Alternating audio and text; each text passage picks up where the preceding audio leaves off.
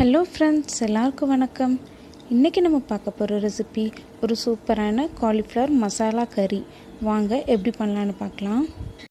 Cauliflower masala பண்ணுறதுக்கு நான் இன்றைக்கி ஒரு மண் பாத்திரம் எடுத்திருக்கேன். அதில் தேவையான அளவுக்கு கடலெண்ணெய் ஊற்றிக்கலாம். எண்ணெய் சூடானதும் 1/4 டீஸ்பூன் சீரகம் பொரிஞ்சதும் இது கூட கொஞ்சமாக கருவேப்பிலை, 1 டேபிள் ஸ்பூன் அளவுக்கு இஞ்சி பூண்டு விழுது. இப்போ இது எல்லாத்தையும் நல்லா ஃப்ரை பண்ணிக்கலாம். இஞ்சி பூண்டு பச்சை வாசனை போகிற வரைக்கும் நல்லா ஃப்ரை பண்ணிவிட்டு ஒரு மீடியம் சைஸ் வெங்காயத்தை குட்டி குட்டியாக கட் பண்ணி வச்சுருக்கேன். அதை இது கூட ஆட் பண்ணிக்கலாம். இஞ்சி பூண்டு வெங்காயம் இது எல்லாத்தையும் நல்லா மிக்ஸ் பண்ணிக்கலாம். வெங்காயம் கண்ணாடி பதத்துக்கு வர வரைக்கும் நல்லா ஃப்ரை பண்ணிக்கலாம். ஓரளவுக்கு ஃப்ரை ஆகிடுச்சு. அதோட கலர் கூட லைட்டாக சேஞ்ச் ஆகிடுச்சு.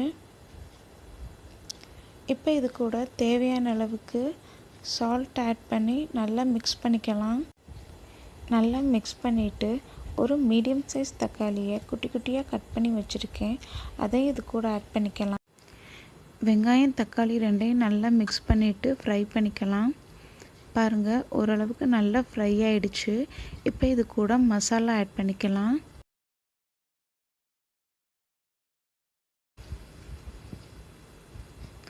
ஒரு டீஸ்பூன் மிளகாய்த்தூள், 1 டீஸ்பூன் கொத்தமல்லி தூள், 1/4 டீஸ்பூன் மஞ்சள் தூள். இப்போ இது எல்லாத்தையும் நல்லா மிக்ஸ் பண்ணிவிட்டு மசாலா தீஞ்சு போடாமல் லைட்டாக ஃப்ரை பண்ணிக்கலாம். பாருங்கள், மசாலா எல்லாம் ஓரளவுக்கு நல்லா ஃப்ரை ஆகிடுச்சு. அதோட பச்சை வாசனை கூட நல்லா போயிடுச்சு. இப்போ இது கூட காலிஃப்ளவர் ஆட் பண்ணிக்கலாம். நான் இன்றைக்கி ஒரு சின்ன காலிஃப்ளவர் எடுத்திருக்கேன்.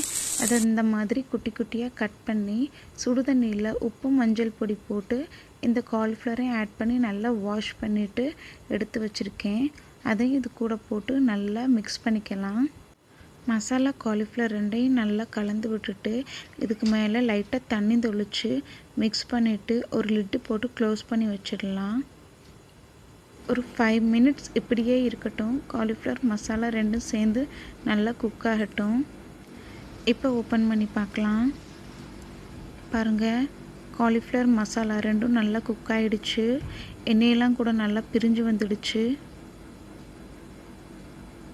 இப்போ இதுக்கு மேலே கொஞ்சமாக கொத்தமல்லி இலை ஆட் பண்ணிக்கலாம்.